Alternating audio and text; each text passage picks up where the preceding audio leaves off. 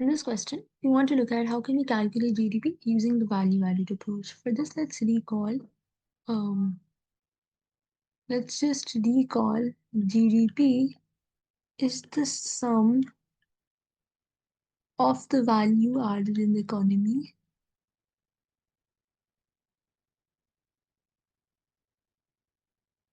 during a given period, right? So this is how we calculate GDP using the value-added approach. We'll apply it to this question as well, where value added by a firm is equal to value of its production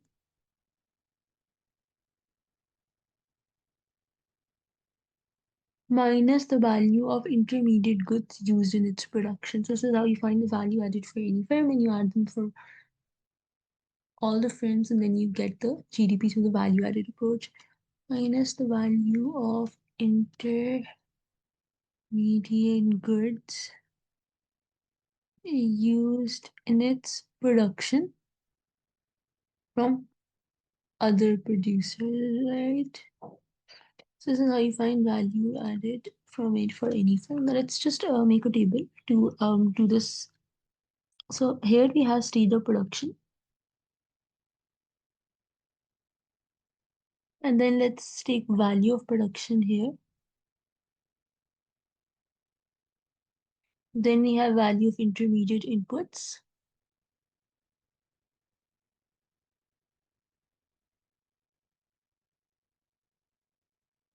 Then we have value added finally. And this value added is just the difference between column 2 and column 3, like we're seeing here, value production minus value of intermediate inputs. So now stage 1 in this example is that we have a cotton farmer, right? So that's stage 1. And value of his production is 200, right? So value of his production is 200, and since it's stage 1, value of intermediate inputs is 0, right? So there are no intermediate inputs. It's stage 1. Stage 1, you won't have any intermediate inputs, so no intermediate input. And like we said, value added is value of production, which is 200, minus value of intermediate inputs, which is 0, is just equal to 200 is the value added in stage 1 by the cotton farmer. Then stage 2 in this case is the textile mill. And the value of its production is $350. And the value of intermediate inputs is that it's converting the cotton into cloth, the cotton provided by the cotton farmer, right? So the value of intermediate input is the production it got from stage 1 here, $200, right? This is the value of its intermediate input, value of cotton used in production, right? Because in stage 1, the cotton farmer sells raw cotton to textile mill for $200. The textile mill converts the cotton into cloth, right?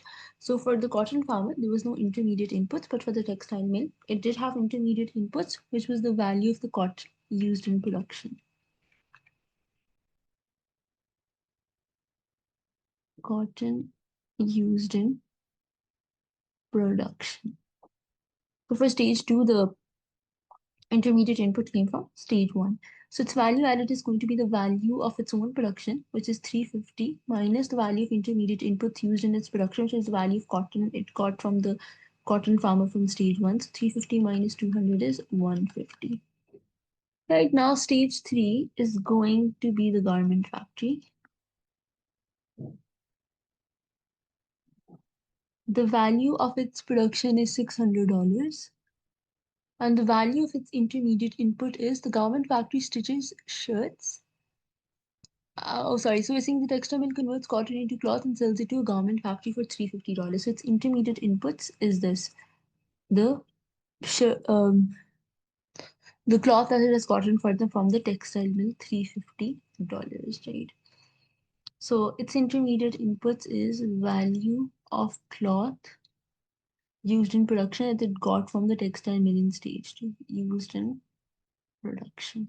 So the value added for the garment factory is going to be the value of its production, which is 600, minus the value of intermediate inputs used in its production, which is the value of cloth that it got from the textile mill in stage 2, which is 350, just 250.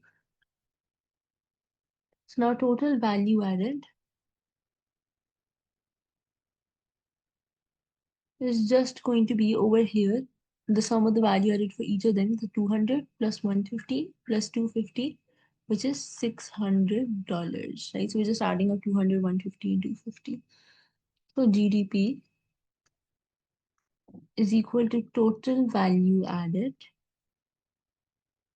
is equal to $600. This is how we can calculate GDP using the value added approach, right? We just looked at each stage of production, what is the value added at each stage. For the cotton farmer, it's just the value of his production because he's not using any intermediate inputs.